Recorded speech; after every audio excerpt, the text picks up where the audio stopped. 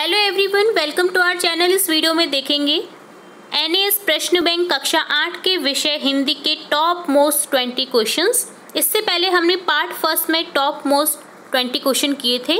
इस वीडियो में हम देखेंगे अगेन आगे के टॉप मोस्ट 20 क्वेश्चंस। तो यहाँ एनएएस का मुख्य फॉर्म पहले हमने भी बताया हुआ है आपको। नेशनल अचीवमेंट सर्वे होता है जो कि आपकी आने वाली एग्ज़ाम है जो कि नवंबर में होने की संभावना है। तो यहाँ अब हम पार्ट सेकंड देखेंगे जिसमें हम अगेन 20 क्वेश्चंस के सॉल्यूशन देखेंगे। ठीक है, यहाँ दे रखा है निम्नलिखित गद्यांश ध्यानपूर्वक पढ़कर प्रश्नों के उत्तर दीजिए। यहाँ आपको एक गद्यांश दे रखा है, इसे ध्यानपूर्वक पढ़ना है, देन इससे रिलेट दिए गए क्वेश्चंस के आंसर करने हैं। गद्यांश है, मावजी की मुख्य गादी साबला में है।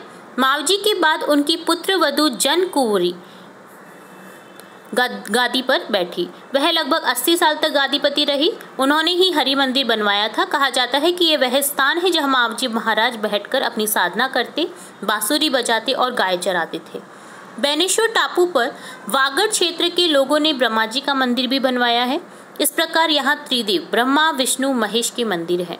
साबला गादी के महंत जी ने हरि मंदिर पर झंडा फहराकर मेले की शुरुआत की। ठीक है, बेनेश्वर टापू पर चहल पहल बढ़ गई थी। आदमी ही नहीं, औरतें भी, बालक ही नहीं, बालिकाएं भी, जवान ही नहीं, बूढ़े भी, गरीब ही नहीं, अमीर भी, सब तरह के लोग थे। अब तो यहाँ विदेशी पर्यटक भी खूब आने लगे हैं। मेला स्थल पर दुकान मनोरंजन की भरपूर साधन थे। दुकानों में खेती और गृहस्थी के लिए आवश्यकता की सभी वस्तुएं थी।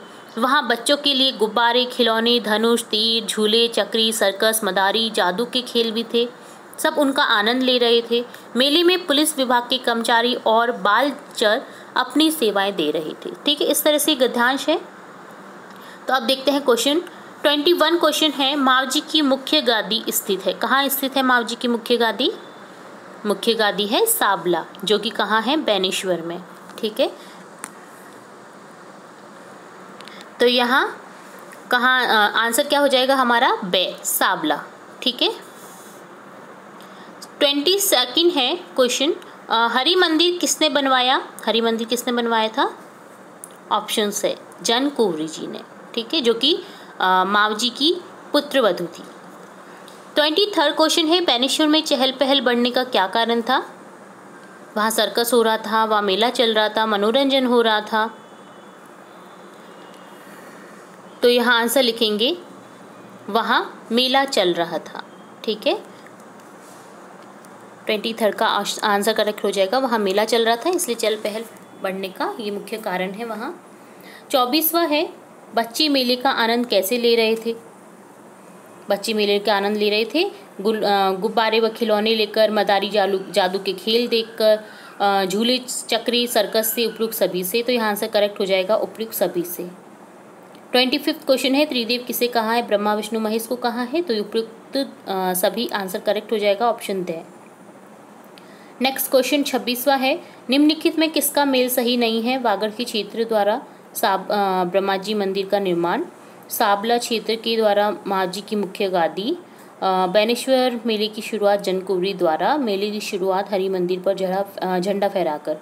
तो यहाँ 20 का आंसर गलत हो जाएगा। यहाँ जो मेल सही नहीं है, बेनेश्वर मेले की शुरुआत जनकुंवरी द्वारा, ये गलत है। मेले की शुरुआत हुई थी हरि मंदिर पर झंडा फहराकर, जो महंत जी थे उनके द्वारा किया गया। ठीक है, तो यहाँ ऑप्शन से गलत है।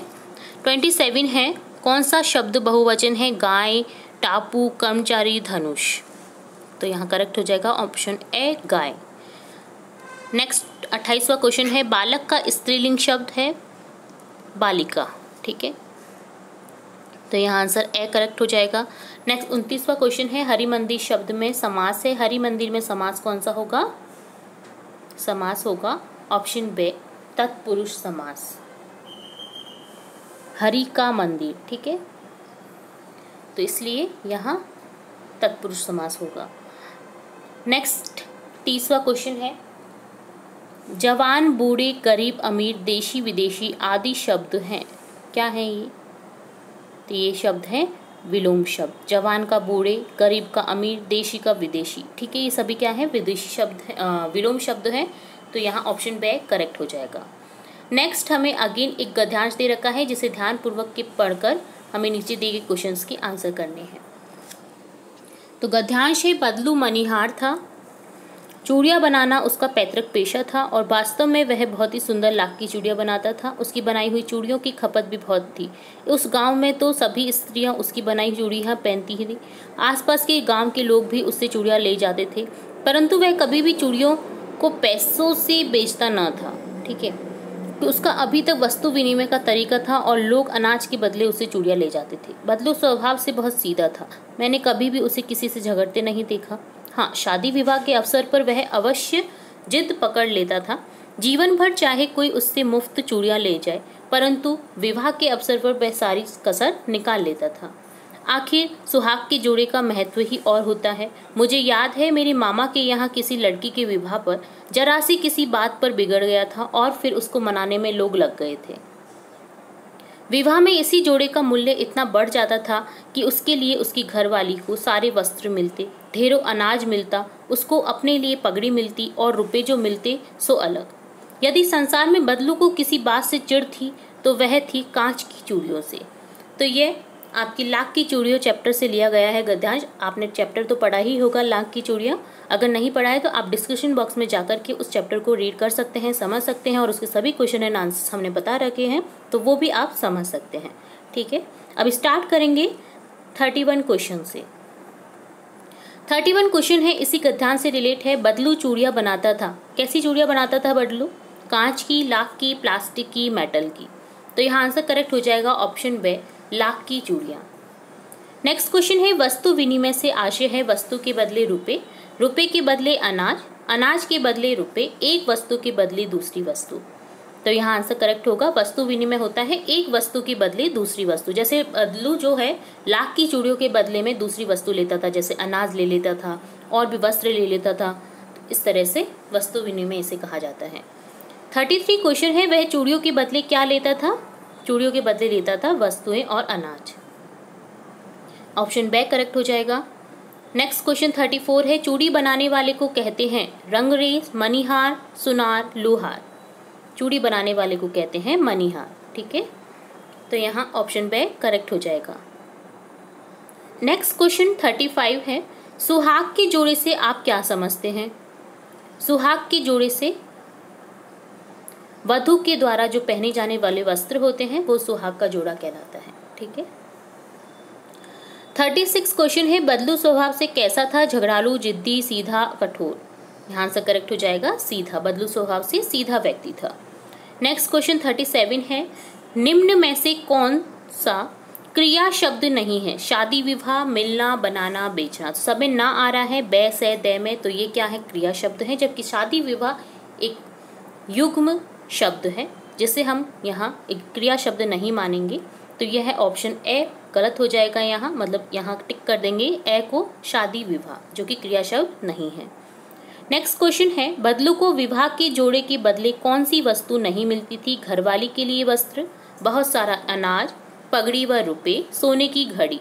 तो यहाँ आंसर करेक्ट हो जाएगा द सोने की घड़ी। नेक्स्ट क्वेश्चन 39 है पैतृक शब्द से आशय है नया बनाया हुआ, भाई से प्राप्त, तकनीकी से प्राप्त या पिता से प्राप्त पुश्तैनी। पैतृक शब्द का अर्थ होता है पिता से प्राप्त जो पुश्तैनी होता है उसे पैतृक कहा जाता है। जैसे पैतृक घर, पैतृक संपत्ति जो कि पिता से प्राप्त होती है अपने पुत्र को। ठीक है, और लास्ट क्वेश्चन है हमारे इस पार्ट का 40 क्वेश्चन संसार शब्द का पर्यायवाची है। संसार का पर्यायवाची जग है, धरती है, चूड़ी है, अनाज है। तो यहाँ आंसर करेक्ट हो जाएगा जग। जग जो कि संसार का पर्यायवाची है। ऑप्शन ए को यहाँ करेक्ट कर देंगे। तो ये था पार्ट 2 कक्षा 8 के विषय हिंदी के NS प्रश्न बैंक का। इससे आगे हम और भी क्वेश्चन देखते रहेंगे, तो जुड़े रहिए हमारे चैनल के साथ। वीडियो को पूरा देखने के लिए धन्यवाद।